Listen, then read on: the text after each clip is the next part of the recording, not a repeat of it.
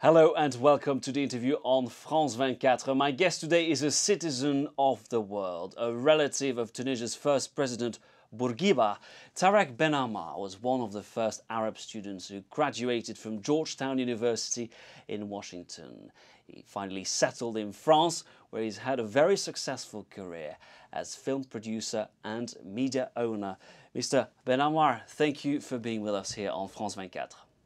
Thank you. Your latest film, Black Gold, I've read it was an old dream for you to produce this film, which, by the way, was directed by Jean-Jacques Hano. It's the adaptation of the 57 novel South of the Heart. It deals with the beginning of oil exploitation in the desert in the 20s, a conflict between modernity and tradition.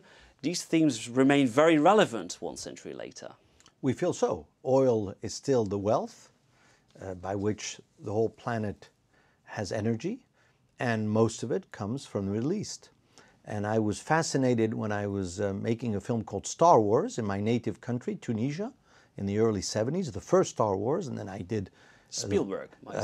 George Lucas was the Star Wars director, and then I did Raiders of the Lost Ark with Steven Spielberg. But when I was doing Star Wars, a book came to me, and it was called South of the Heart, or Black Thirst. That was another title. And it was a story of this young prince. And I was fascinated by Lawrence of Arabia, not by the Englishman that discovers the Bedouins and the Arabian Peninsula and the desert, but more by the character Omar Sharif in Lawrence of Arabia, that young prince. Who is he? Who was he? What was the situation of these young leaders when they were confronted, like Ibn Saud, like Sheikh Zayed, like all the leaders of these little emirates, which were not yet countries in the 30s, date at which oil started. And that's what I loved about that novel, and I promised myself that one day I will do it, and then life goes on. You make many movies, bad and good ones, and the occasion presented itself a couple of years ago. Now, the film was shot, if I'm not mistaken, in your native Tunisia. Yes, indeed. And the shooting was disrupted by the Arab Revolution there in Tunisia. 65 movies have been made in Tunisia where I build a film industry, and we have some wonderful sets and studios. And we started making this movie in the desert, like English Patient, like Raiders of the Lost Ark, like Star Wars, in the Tunisian desert, in the region of Tozeur. And as we started the movie, the protests started around December in Sidi Bouzid, the city where the young man burned himself and ignited the Tunisian Revolution and then the Arab Spring. By January, when we were back after the Christmas vacation, the uprising was huge. And we kept shooting until the end of January, beginning of February, and the revolution started 8th, 9th, 10th, and Ben Ali left on the 13th. So it was quite an incredible adventure for the actors who were acting fiction, but they were acting fiction about an emir losing his throne to a younger man. And the day Ben Ali left was the day Antonio Banderas, who was playing the modern emir who lost the war against a young emir, played by Tahir Rahim. It was the day that Ben Ali left that Antonio Banderas lost his emirates. As we said, your film deals with oil exploitation. It has radically modified the structure of the Arab world, yes. For the better or for the worse? For many things for the better and for many things for the worst. That's really the question we don't answer in the movie. We do say what could happen if the leaders become dictators, if they use the wealth not for the well-being of the entire community, meaning which is the case in many countries. Which is the case in many countries, and that's why we've had some Arab revolutions in some countries. Let's look what happened in Libya. They had oil, there was a revolution. Let's look what was happening in Bahrain. Because they had the wealth, was not, or even in Oman. I think it's not just about distribution of wealth, which is key, of course. And my position as a Tunisian civil society individual, there should be no misery in the Arab world. There's enough wealth between Algeria and Libya for Morocco and Tunisia not to have issues of unemployment. There is so much wealth to build. And yet these societies are plagued by corruption. Which is a big problem that we also address in the movie. How corruption can corrupt the leader under such wealth and such power. So my hope is that when you see the movie, as a young man, you walk out and say, they had a dilemma in the 1930s to agree to have all this wealth. What did they do with it? Some countries have succeeded. You take Abu Dhabi, you take Qatar, a lot of Emirates are giving wealth to their people and are also setting an example by investing in media, in culture, in education, and now in civil liberties, because democracy has become, for the Arab world, a proof that Islam, and the real question is, can Islam be compatible with democracy? I feel yes, as a Muslim. Well, let me ask very precisely. In your native Tunisia, we saw that Ennahda, a moderate Islamist party, won the election recently. Doesn't that worry you? Isn't this a setback for democracy? No. What is democracy? People choose. And even if you lose, being a Democrat is to learn to lose an election. You can't win them all. And if 1.5 million Tunisians felt that Nahda will answer their requests for work, for well-being, for stability, my role as a media man and as a citizen of Tunisia is to remind the governments who are now in power what they promised. What did Nahda promise? They said, we are not a religious party. Yesterday, Mr. Jebeli, future Prime Minister, speaking to a Congress of tourist individuals, said we are not a religious party, we are a civil democratic party.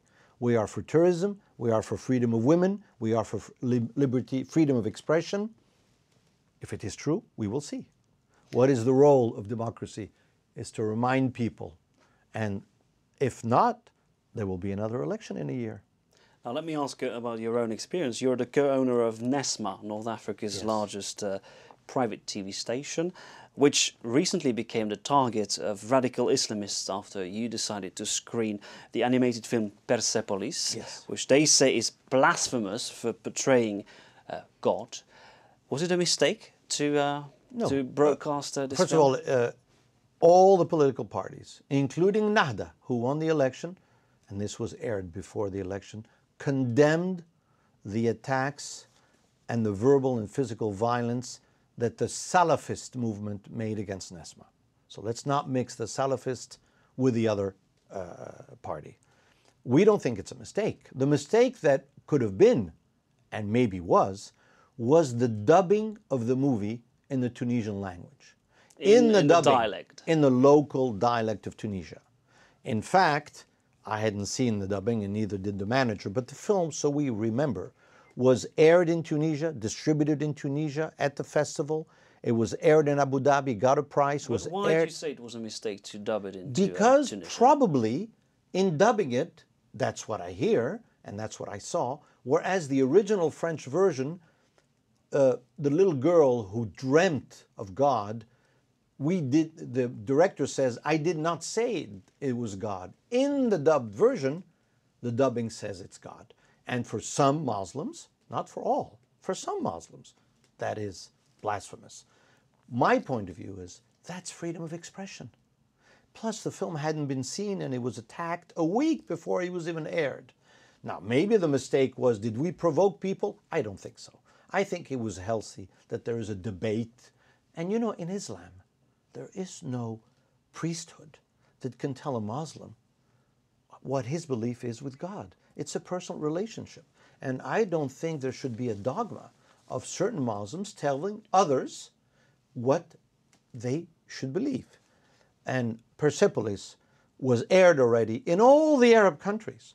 So I think it was a bit of an instrument. So you are not afraid of the rise of radical Islam in North Africa? I can speak about my country, Tunisia.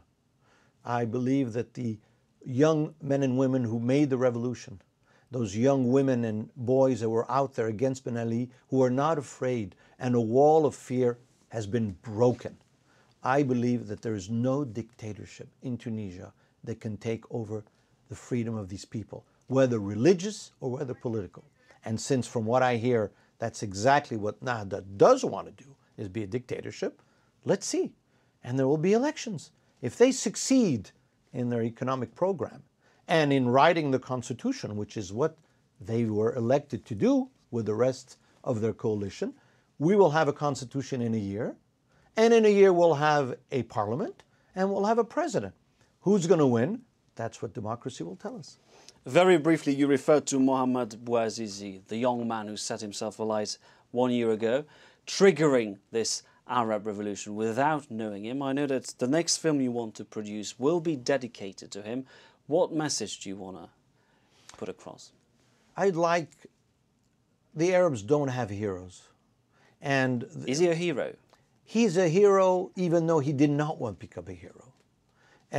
I'd like to remind the future generation that it was a young, uneducated young boy who was trying to help his family sell vegetables, and because he felt humiliated in his dignity, wanted to make a statement because there was no dialogue. There was nobody that would hear his frustration. He went to the extreme. He did not want to die. I know his family well. They're with me preparing the movie. This is a young boy that did not want to commit suicide. He was a Muslim. He knows that suicide is not something agreed in any religion. It triggered something. And I wanted 20 years from now, 10 years from now, that the young people of the Arab world who are living in a democracy remember that there was one boy who gave up his life not knowing, and it changed the Arab world. Tarek Ben Ammar, thank you very much for talking to us. Thank you. Thank you for watching this edition of The Interview on France 24. Please stay tuned for more news on our channel.